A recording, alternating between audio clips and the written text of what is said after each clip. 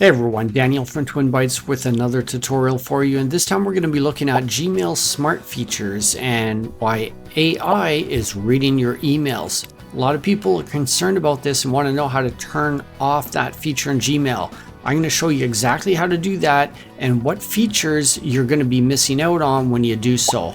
Make sure you stick around to the end so you understand how to turn it on and off and how this affects you. All right.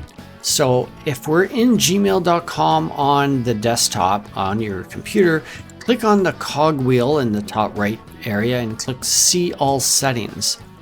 You'll be in the General tab by default, and you want to scroll down to find the feature.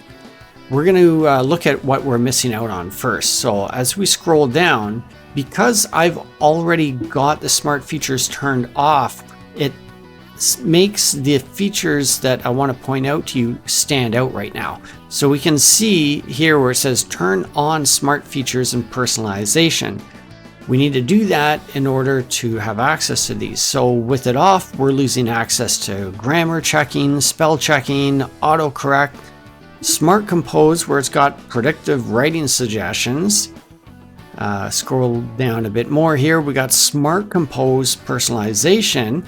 So that analyzes your writing style, which is kind of scary. And it also says here for smart replies, and it has to know your writing style in order to see how to reply. If it's a smart reply, know how would you normally respond.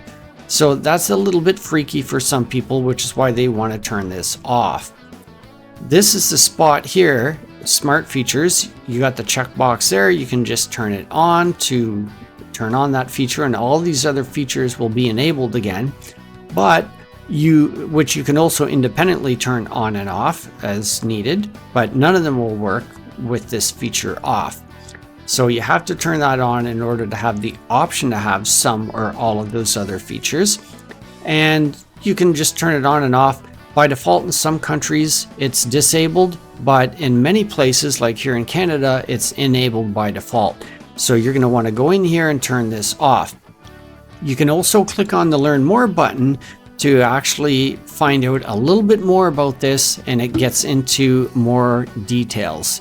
All right, so that's it for this tutorial. I hope you did find it helpful and you're a little bit more safe and your data private. If you found it useful, give it a thumbs up, consider subscribing, and see you in the next one. Thanks.